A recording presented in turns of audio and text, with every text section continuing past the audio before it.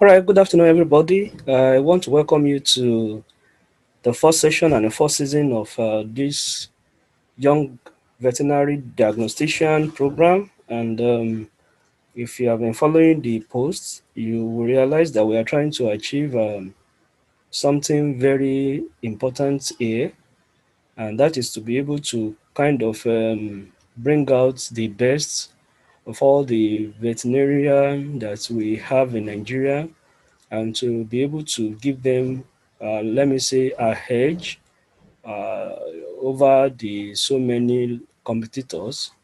In recent times, we have been telling the farmers during education that they should try to ensure that anybody that is consulting for them do more than just giving their animals drugs. but they should be able to pinpoint or be able to give them the diagnosis of what is actually happening on the farm, which translates to mean that if such awareness is being created among the farmers, then we need vets that will be able to distinguish themselves from the quacks and present that they are more than just quacks. They are actually vets that can provide diagnosis and either the definitive or the differential diagnosis to the farmers. And that's one of the reasons why we have thought of helping the other part. It's not just good for us to be educating farmers to get data and information, because like I we usually tell them, if any professional has come to your farm and as all the professional has done is to just give drugs and then disappears, and there is a recurrence of similar things, you will not be able to tackle it because uh, you don't even have any information. You don't know what happened in the first time that informed the drug that was given, and you will not be able to follow the trend. And if it failed, you may not be able to understand the reason why it failed. So that's one of the reasons why we are trying to use that avenue to reduce people from just employing the services of anybody, but rather employing the services of professionals. And if we are encouraging them to employ the services of professional, we must at the same time be able to help the professional also to be well prepared for them to come to provide the needed services for the farmers and all the animal owners. Well, we are bringing different brains together, and there are people that are very good at what they are doing from both the academia, from the academics, and then from the industry, that will be coming together to be giving us enlightenment and been helping us with this program. And before we go ahead, I just want to provide some necessary information uh, that may be needed for a successful completion of this program.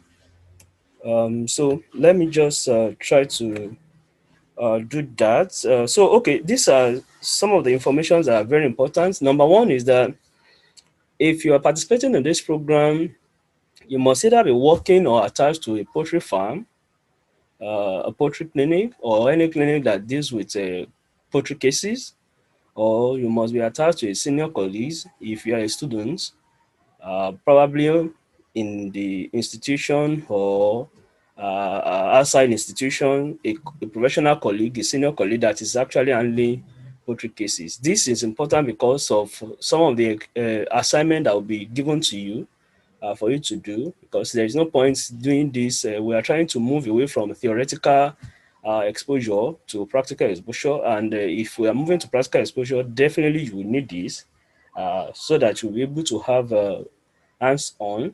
We'll give you some of the experience we've gathered on the field, and then we expect you to use what we have taught you to apply it. And that is why you need this to be able to be part of this program and go through it successfully. Number two is that you must be able to attend minimum of you must attend minimum of 80% of the lectures, as actually this is part of the assessment. So this is another thing to take note of. Number three is that you need to follow our social media platform as part of your assessment will be carried out over there. And then number four is that project topic and information on how to carry out the project will also be given on 30th January 2021. So for that day, attendance is compulsory for anybody that will be actually part of this and be going through this program.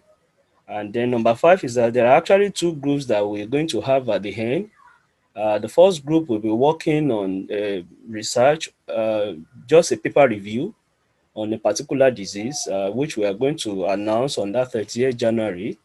So they will be reviewing papers. We have somebody that is very versatile in that area that will be assisting.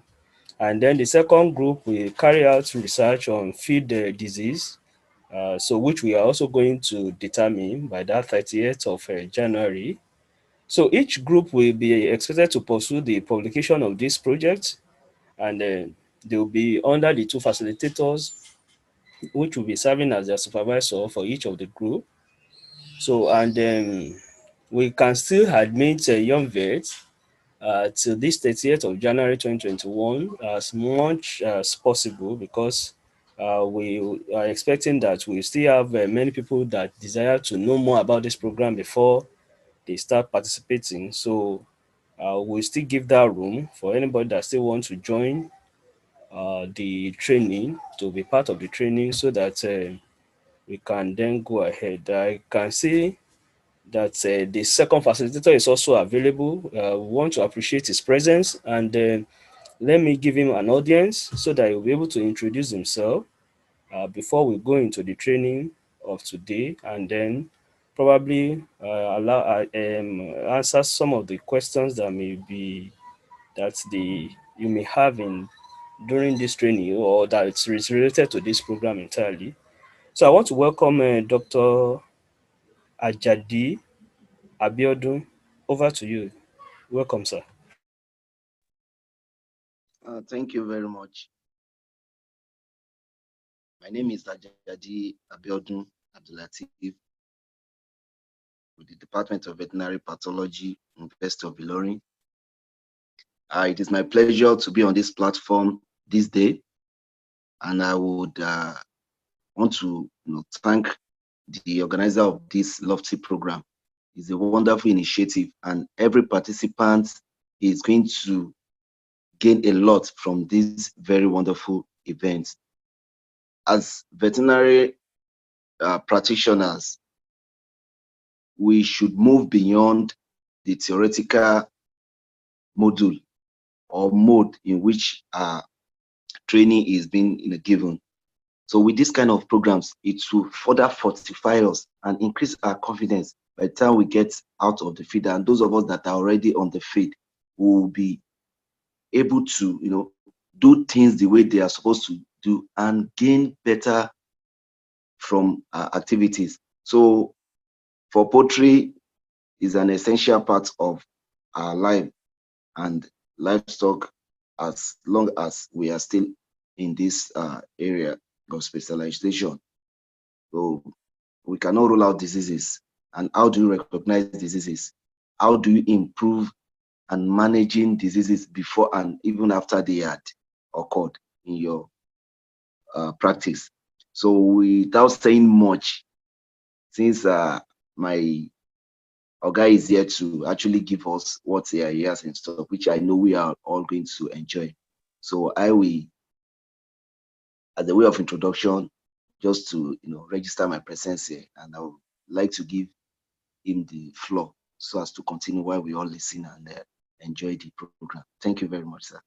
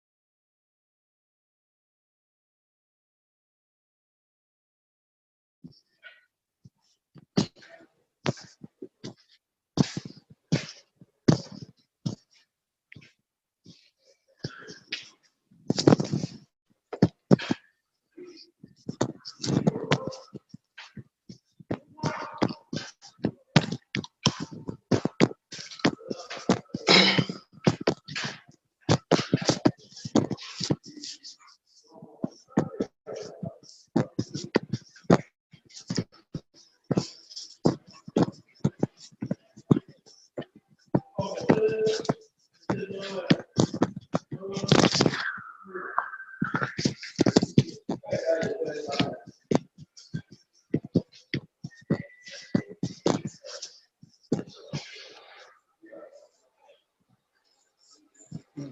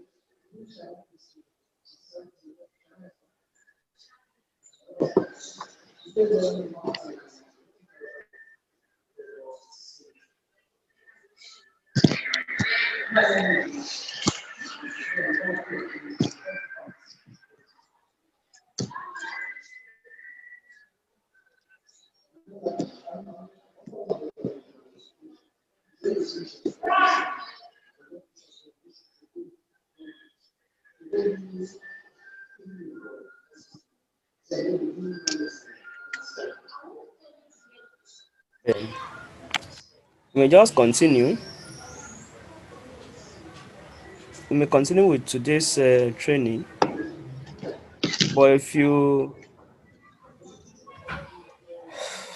okay, once again, welcome everyone, and we're actually considering clerking and history taking today, and this is one of those things that probably you may not have seen or heard very frequently when you go to the field to do any form of consultation, because most of the people are more willing for you to just quickly inject their animals, and after injecting their animals, then you should be able to tell them probably when next you are coming, or give them some kind of hope that they are not going to see uh, that thing anymore.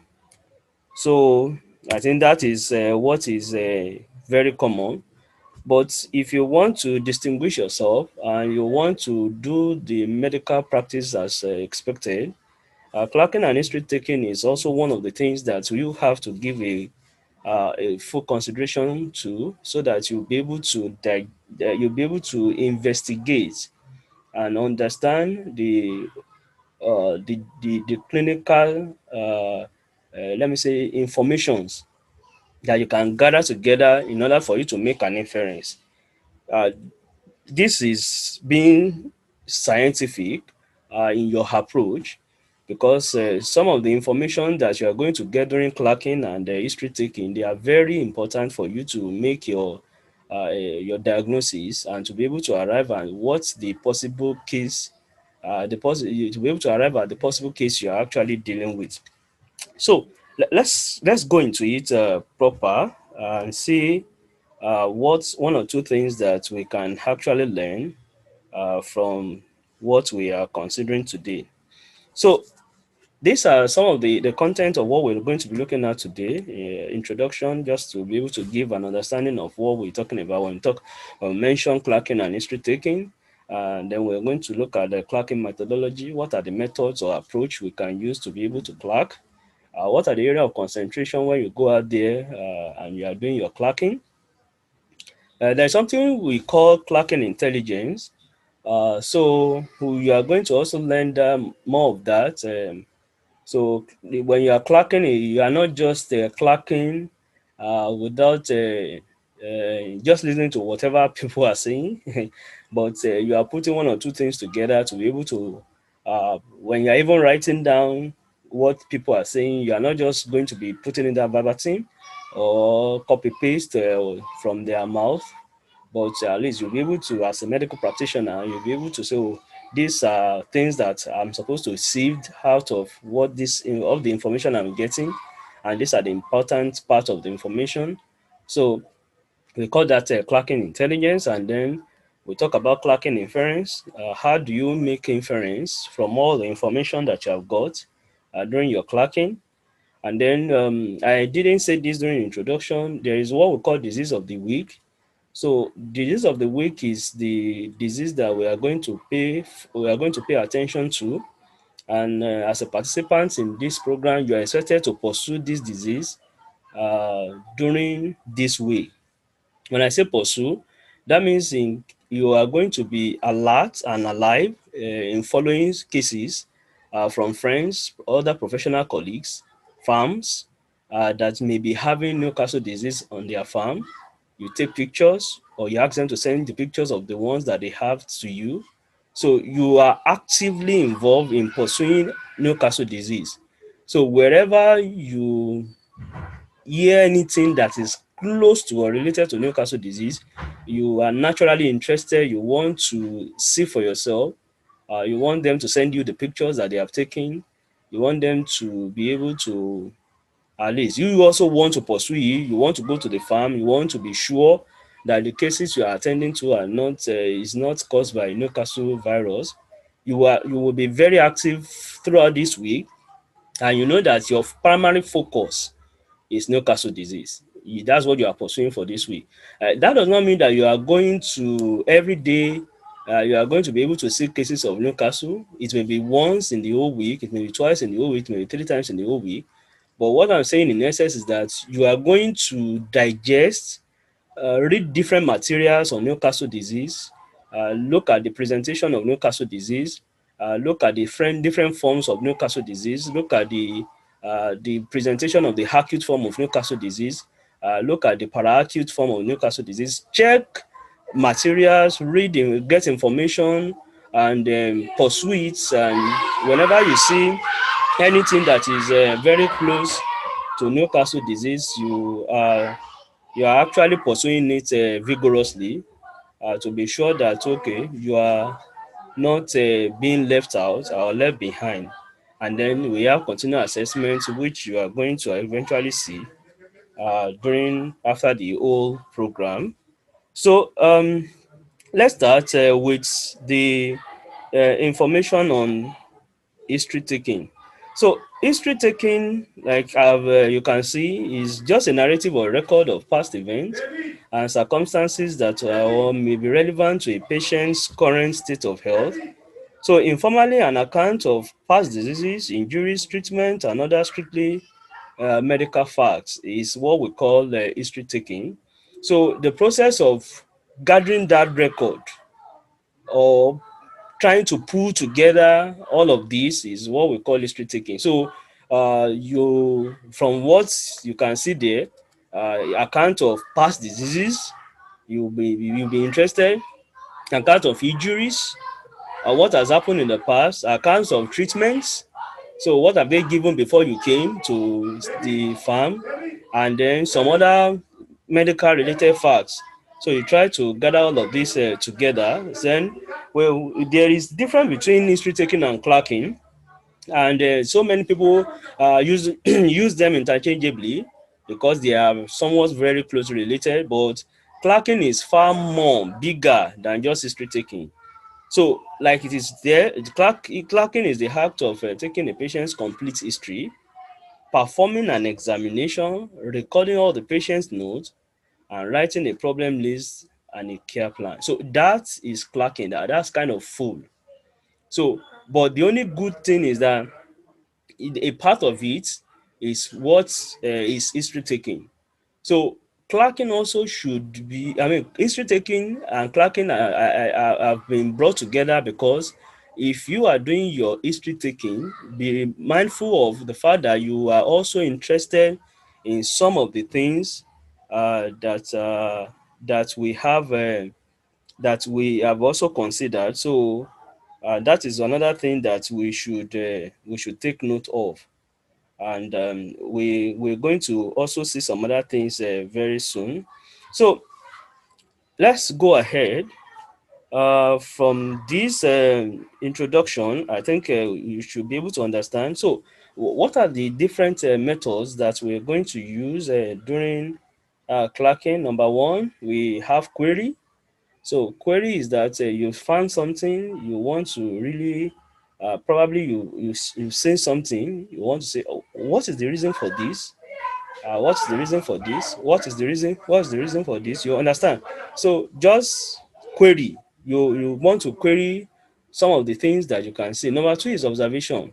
So it's not all the time that you query. There are some times, there are some things that people will not want you to see. You have gone to a farm, they may want to be covering that part. They don't want you to see, but you are very alert. You are very active. So that's the second one, observation. Try to be very observant when you go to the farm. It is not all about asking questions. Sometimes all you need to do is to just observe yourself to be able to understand what is actually going on. Then another thing that is also important is what I call investigation. So investigation is more than just query and observation. Investigation deals with asking questions from people that are like attendants on the farm. You may want to know, yeah, the farm manager has told you something. Yes, that's good. You have been able to listen to the farm manager. But because you want to investigate, you want to listen to some other things that are not said by the farm manager, then you pursue what I call investigation because you want to really, you want to actually get you want to know the actual problem that they are having on the farm. So you can take up the investigation and try to ask the farm attendants, oh, what about this thing? What about that thing? It may not be any different from what the farm manager has told you, but you are trying to cross check. You are trying to confirm again that, oh, what the farm manager has told you is explicit and complete and entire, and you can actually trust all the information. It's not because they are doubting it, but because of human characters. Some of them can tell you what is very obvious, but what is very obvious may not be the real thing that is happening on the farm. And that's the more reason why you should engage in what I call investigation. Ask some other people that are working on the same farm. You'll be able to get some information that even the farm manager may not be able to provide for you. And secondly, it's not all the time that the farm manager is present. And because farm manager is not always present, what the farm manager will tell you may not really portray the real incident on the farm.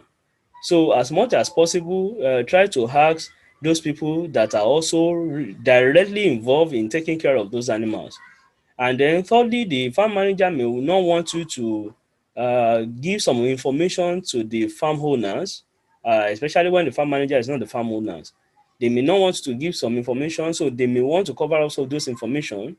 Yeah, I'm talking now from experience.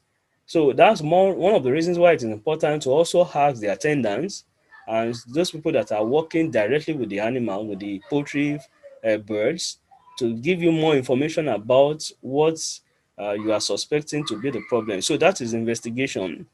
And then the next thing is record and report assessment. Some of them have a record and reports, especially from some of these organized farm. You may just ask them for the past record. Past record that will contain information about the diseases in the past, that will contain treatments of the diseases. Because take for example, there are some farms that each of their pens have record book. You can just collect the record book. You look at their feeding pattern, look at their water consumption, look at their lightning, look at the temperature, look at the number of mortality, look at just go through it, look at the vaccination record, look at all of those things. It will be able to help you to get information more. So it's still part of the clerking and it's one of those things. Then there is something we call a digital approach. Well, this is actually very novel, and we are trying to ensure that this is also possible. I don't know how to because it's a new thing, so we are still going to talk extensively on that. So, in the digital method, if you are the one consulting for a farm, you can set up an approach in which you can get some of this information in order to know when there is going to even be likely a problem. So you just set up like, okay, these are the records I want to be giving me every day. But you know what you want to do with that record. So you just give them like a link, you give it to the farm manager, and you can give it to the attendant. You can tell them that the one that the farm manager will be filling is different from the one that the farm attendant will be filling. And then you just set it up like that. So every day they send some information to you, and from that information you can actually use it to understand, oh, this is what is actually happening on the farm. There is a partner of mine that is doing just exactly what I'm trying to say.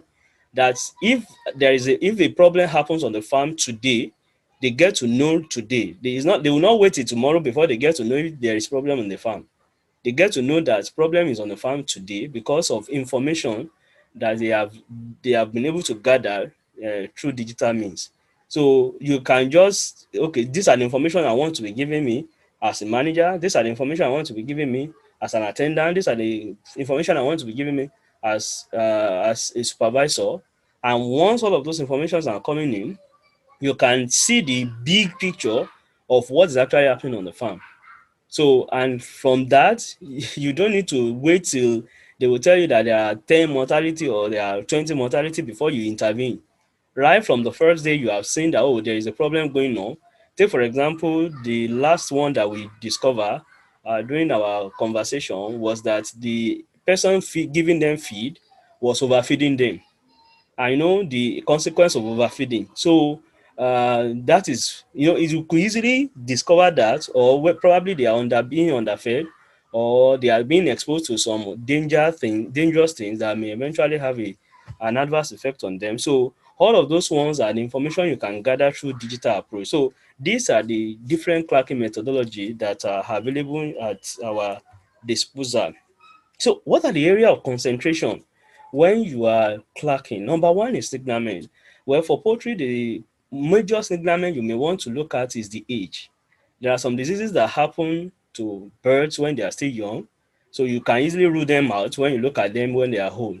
There are some diseases that happen to chicken, they don't happen to duck, they don't happen to geese, they don't happen to. So you look at some of those breed and the type of their age. You look at that, and probably there are some that are also more frequent in some breed. Just look at what the signalment. Look at what you are dealing with. But like I said, age is the most important part of the signalment you are supposed to consider. How old is this bird?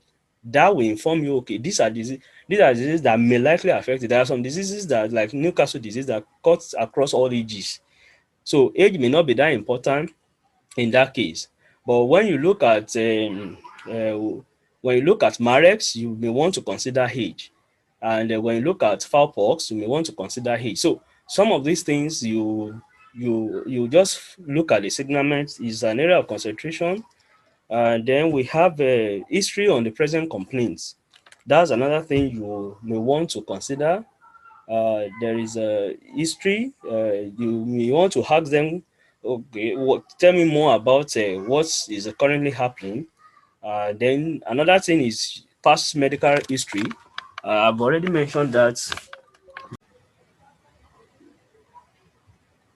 Okay, so as I was saying, you want to check the past medical history.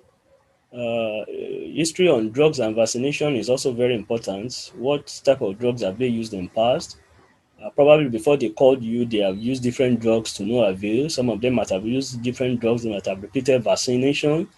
In short, they might have overdosed the birds. So you may want to also consider that. Some of them they may not understand the pathophysiology of the application of vaccines, and because of that, they might have used overdose of the vaccine and expose the animal to the feed diseases, I mean, the feed infectious agents. So, all of these as consideration while you are doing your clerking. Then we have history on sources. Some of them will get a bird from Ajanla farm, and then at another time they will go to Obasanjo farm and they just mix all the birds together. So you may want to know, okay, what is the source of this particular batch and what's the source of this second batch. So that's another thing to be considered. Yeah, you may want to get some history on the feeds and feeding pattern or feeding program. So what is their feeding program like? How have they been feeding the birds? In short, because that may be the singular reason why the birds are having problem. So you may want to check that. There was a time we went to one farm, and during our consultation round, we just looked at it, and the clinical presentation was looking like infectious coryza. And but my closer look at that at the clinical sign, I was expecting some other things if it was to be infectious coryza, but I didn't see them. So I just looked at the other the differentials. I remember a vitaminosis A that can also present similar symptoms.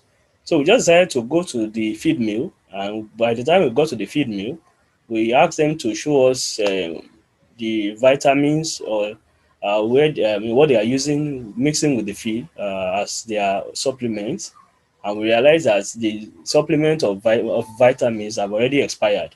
So you can imagine that if we were not careful, we could have assumed, oh, this looked like infectious coryza, then it was infectious coryza. But we had to go further to be able to know what about the feed. And then we realized that feed was actually the problem, and it was lack of vitamin A that was causing something that looked like it was infectious coryza. So you may want to look at the feed also, then consider the management history. Like I said, water was where are they getting their water from? Who has been helping them to change the litters? Who has been helping them with feeding? Who has been helping them? What is the quantity of feed? How are they measuring the feed? How are they ensuring that every of the birds are getting feed? Look at their management also. So their management history may also give you an important information. Maybe there has been so much of bully because of the ratio of male to female in a pen, or probably they have not sorted the animals. There are so much matured ones that are bullying the small looking ones that will not give them access to food. Look at all of those things, and then that may be able to inform you, because those ones that do not have good access to feed may eventually become malnourished and be exposed to the infectious disease that they will naturally clear, may eventually become too burdensome for them to bear, and then you'll be experiencing mortality, and they will be telling you it's a disease, and it has nothing to do with disease. It's just the management. The birds that they are supposed to have sorted at a particular age was not sorted. And then we have some that are well overgrown. And then there are some that are very small, and they bully them, they will not allow them to eat, they will not allow them to have access to water. And then those ones, after being starve for a long period of time, they will start becoming malnourished, becoming slender, and eventually start dying. And then you say, oh, it's a wave of disease. It's not a wave of disease, it's just the management. So we may want to consider the management also. And then, like I said, you consider the farm record if the farm record is available. Yeah, it's not all the farm that has farm record. So, but for those that have farm record, you may want to also consider that if that is available. So let's go ahead. So those are the area of concentration when you go, you are doing your clerking. Ensure that you do all of those one. So clerking intelligence, you have to be very smart when you are clerking. Just don't see everything that comes your way as if they are all there to present you with opportunity, or every statement that is made by the people you are discussing with as if they are actually meant for you. So too obvious is not always the reality. Uh, you have come to a farm, they are telling you, oh, come and see these animals. This is the presentation when the animal is dying. Take for example, you can see some shiverings or some the feather is looking ruffled, and we are seeing swollen eyes, and probably the animals are having uh, diarrhea, and it's greenish diarrhea or whitish diarrhea as the case may be. I know, or yellowish diarrhea, and they may want you to focus all your attention on that, but that may not be what the problem actually is. So too obvious is not always reality. And especially when they are the one presenting the too obvious to you, so be very observant and just don't jump at it. And that's why we call it clerking intelligence. Don't just jump at it. Be smart whenever you are doing your clerking. Number two is that reading between the line for every statement. And manager has said this, farm supervisor has said it, attendants have said it. Be very, very meticulous. Look in between the line. In short, the third one is what I said, listen to the unsaid.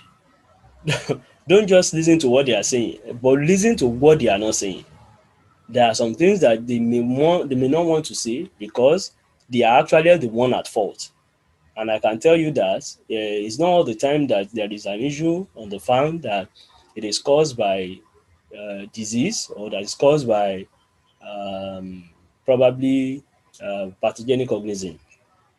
I have once gone to a farm before that I realized that it was because they have overdosed the animal.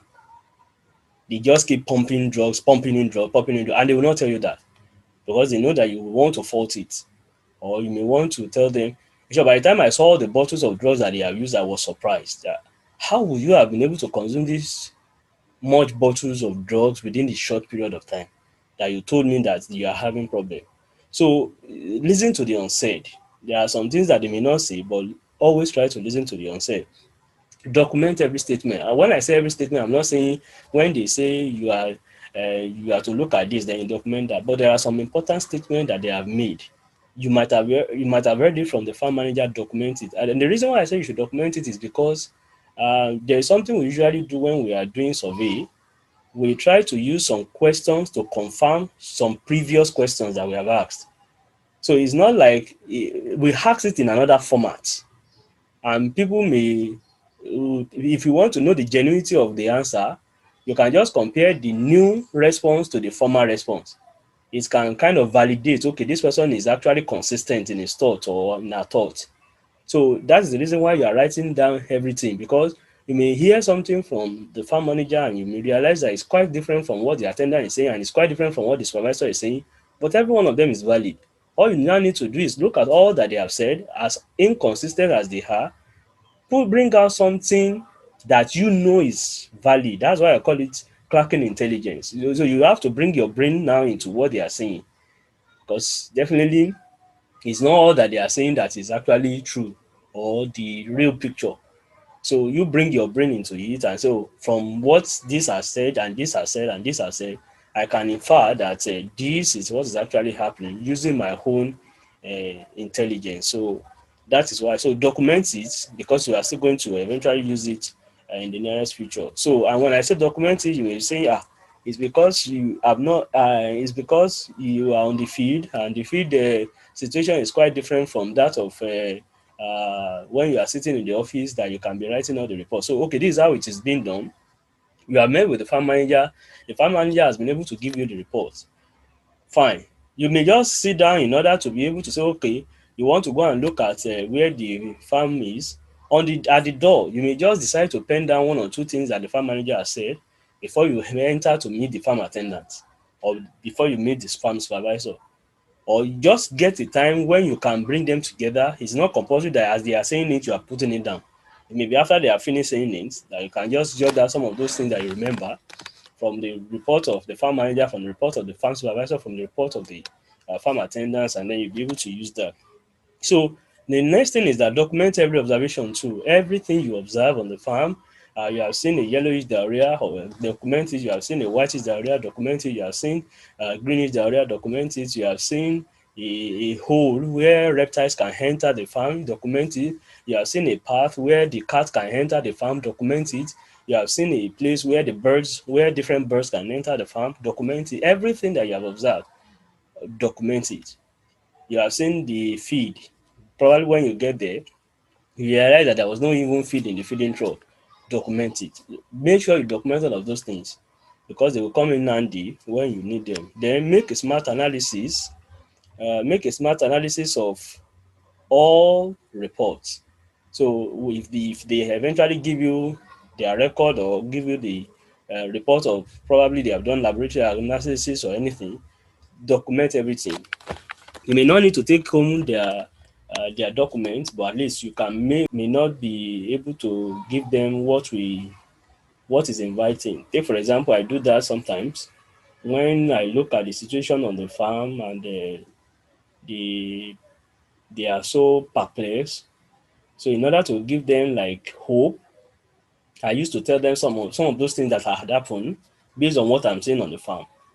So there is nothing magical about it. If you what you are looking at is tending towards Newcastle disease, for example, you may want to be telling them, "Have you seen any nervous problem? Did you see any respiratory problem?" And and when they're answering yes, they look like it's like this man is actually this man actually knows what he is doing. It's just a way. So, but like I said, you only use that when you see that they are perplexed and they don't think that there is a solution to their problem. So you want to restore their hope. And one of the ways you can do that is to be able to give them some of the information that only they should have been the only people that will have known that, but because of your own experience, then you are giving them that. So be a good listener and not a speaker. So clerking inference. How do you make inference from your clerking? So number one is make a list of possible causes from your clerking. As you are clerking, then you have seen one that looks like Newcastle disease, put it down, Newcastle disease. That does not mean that you are not going to eventually cancel Newcastle disease. You look at another one, it looks like infectious bronchitis, put it down. Another one, infectious coryza, put it down. Another one looks like foul cholera, put it down. Just keep putting it down as you see the clinic, the clerking is looking like it. Because definitely you are not going to conclude your investigation based on clerking alone. So you are still going to look at a physical examination. You are still going to do clinical examination. You are still going to do postmortem examination, and then something before you can say, "Oh, these are the likely causes." So you are only just looking like clerking for you to have like a direction you are going based on what you can see. Then try to arrange them in order of occurrence. Now, this is likely number one, this is number two, this is number three, this is number four. Well, so based on how you have numbered them, at least you can be able to now eliminate. Probably by the time you are doing the clinical examination or postmortem examination, you can even wipe out of like list of six you have written, you can wipe off about three or four, so that it will remain only two that are very strong and they actually look alike. So arrange them in order and then be exhaustive about the list at this stage. When I say be exhaustive, that's what I say. Once a clinical sign or from the history is tending towards a particular, put it down. Take for example, like the one I told you, I went to the farm and then it was presenting infectious coryza, but lack of vitamin A also or deficiency of vitamin A could also cause similar things. So you will not want to leave out deficiency of vitamin A, if vitaminosis A. So you will also want to include that in your clinical diagnosis so that it will be exhaustive. And then but probably later on you can start removing them. So that's how to make an inference from your clerking. Now, like I said, this of the year, I mean of the week, and you may want to also pursue this throughout this week.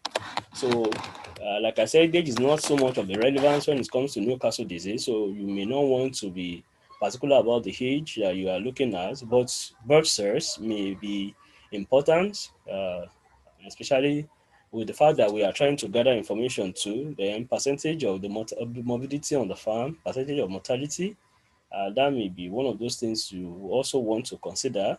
You may also want to ask for vaccination history when you see any case of Newcastle disease. And like I said, even if you don't see a case, by the time we are meeting next week, you must have been like a master when it comes to Newcastle disease because you are taking some time out this week to pursue Newcastle disease.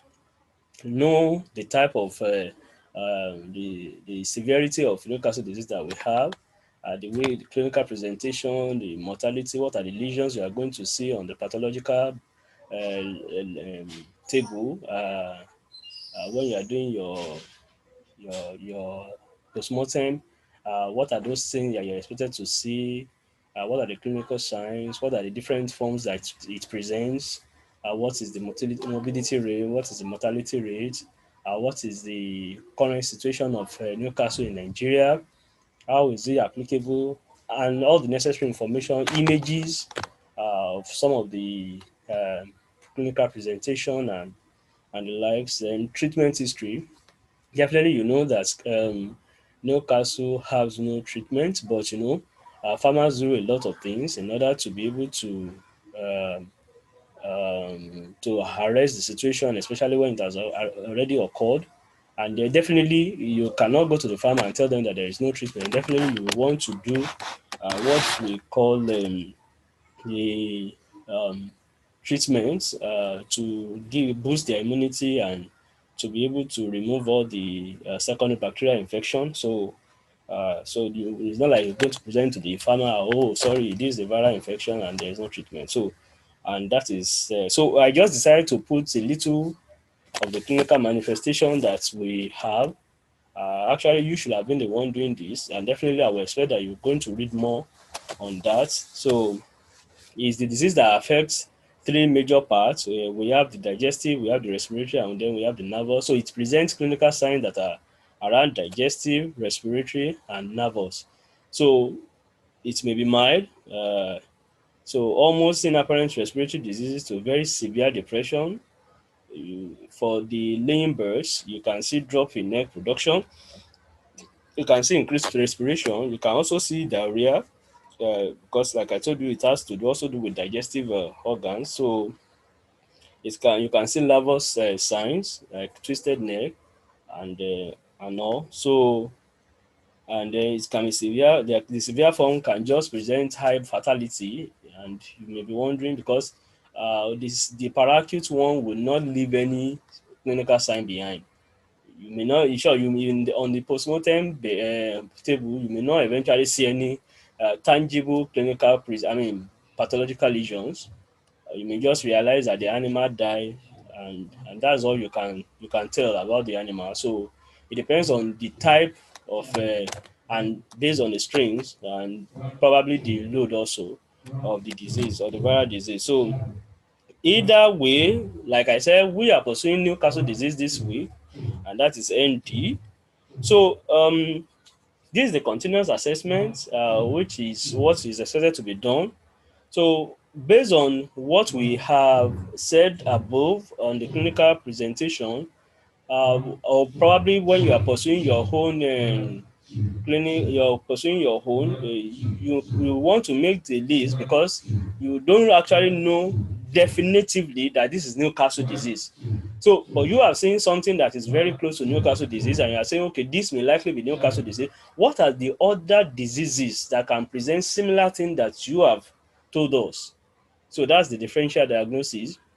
So for the history, and then you can arrange it in descending order that okay, this is Newcastle disease, then it can also be infectious coryza, or it can also be fowl cholera. You can just present it like that in descending order of occurrence or likelihood.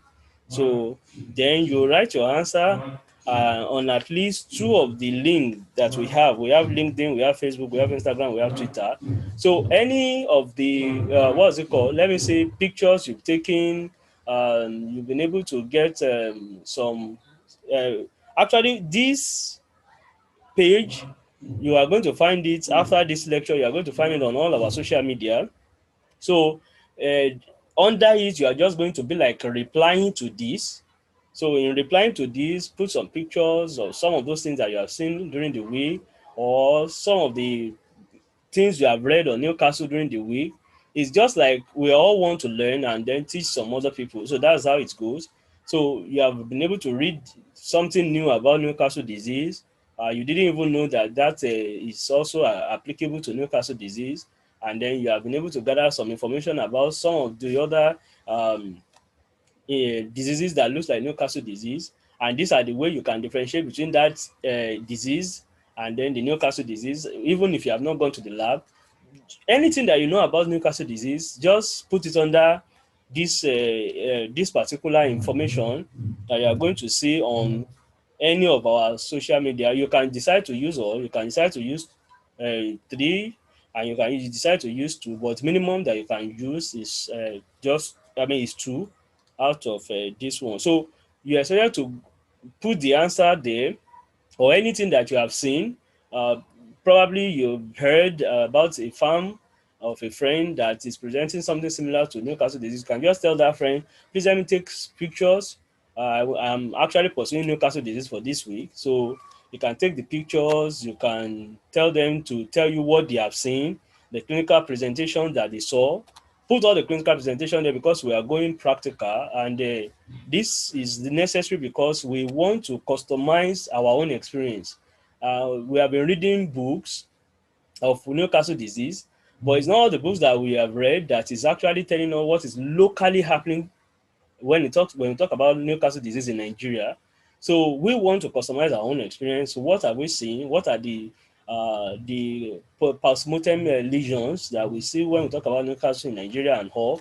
So to be able to do that is the reason for this exercise, and we are all going to be participating in it. So and more than just putting it there, then you are going to invite at least one senior colleagues that you know that is also at least will be able to validate that what you have written is so the person may just make a comment or make a remark, not necessarily following anything, may just add one or two things that oh you have missed out this or you are supposed to add this.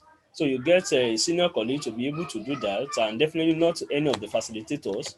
So you are this is the continuous assignment which I expect to be done before we meet next week. So thank you very much. It's time for question and answer. So if you have any question, you are free to ask any question that you have now on clerking and history taking.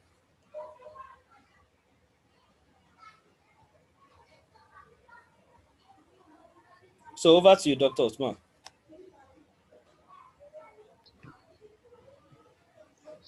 Okay, sir. Thank you, sir, for the presentation.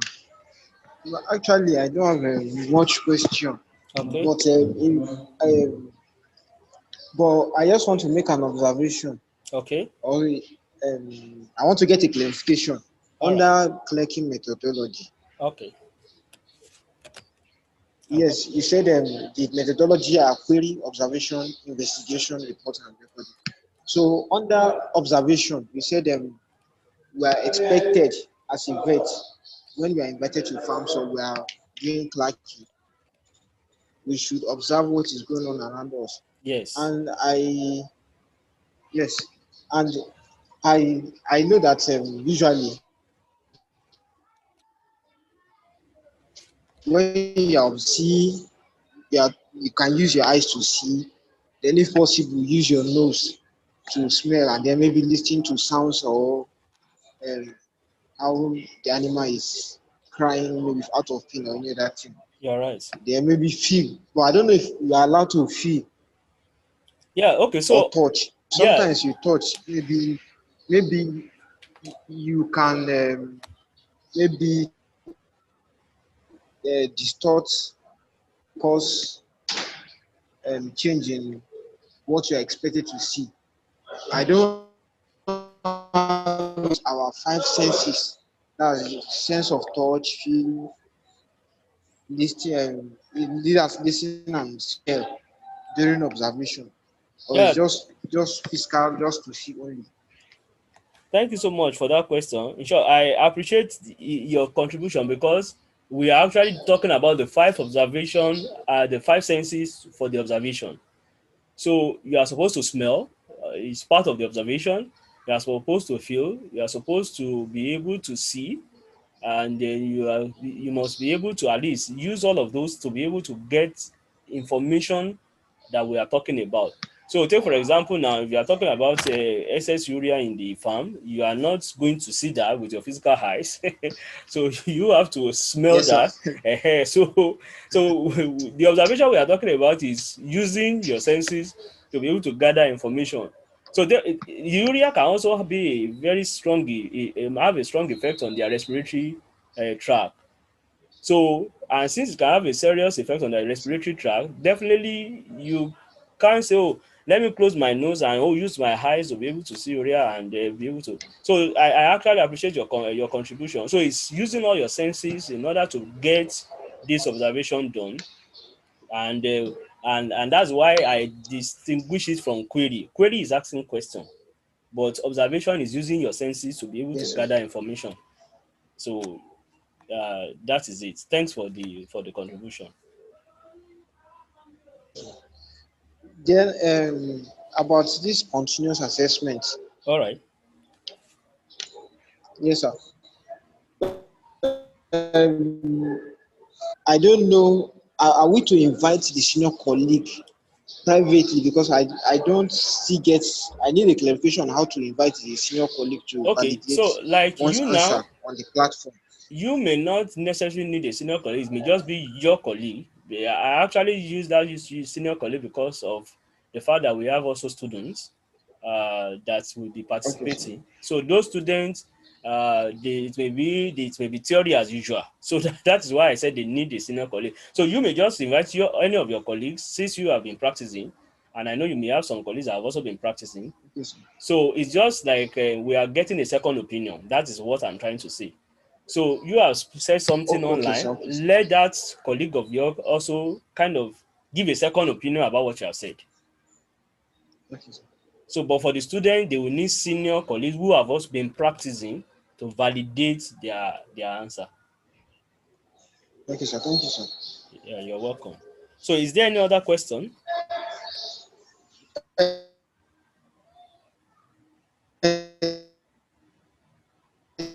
Then have the, if it's possible, or if it's not possible, no problem. The presentation, the copy of the Yeah, presentation. yeah, yeah. You are going So to I've been have it taking notes. immediately But for yes. after Okay, the sir. training. You are going to have all the materials immediately after the Oh, training. As in, immediately after this training, I will send okay, this sir. material to you. Okay, sir. Thank you, sir. So you're welcome.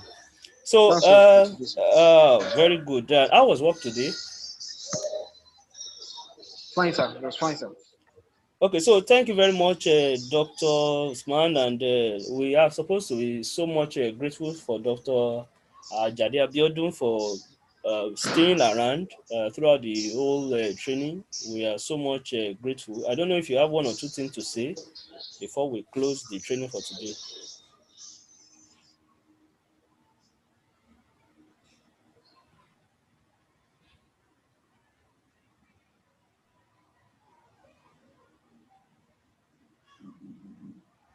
Hello.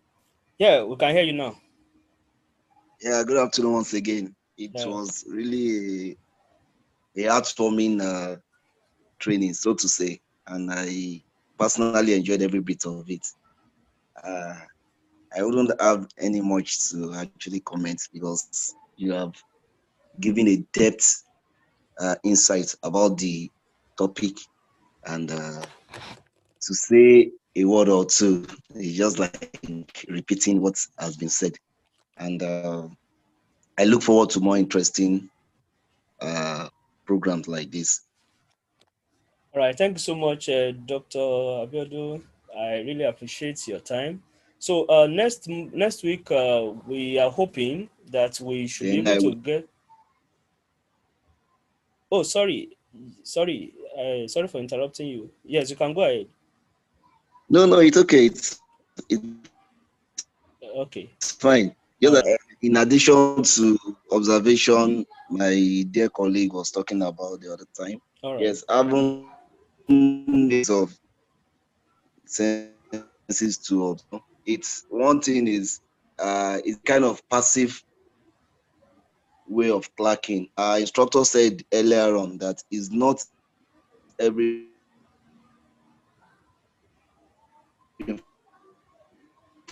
information that will be diverted to you, especially to do that would even frustrate the effort of professionals or veterinarians. So when you get to the farm, observation is very key.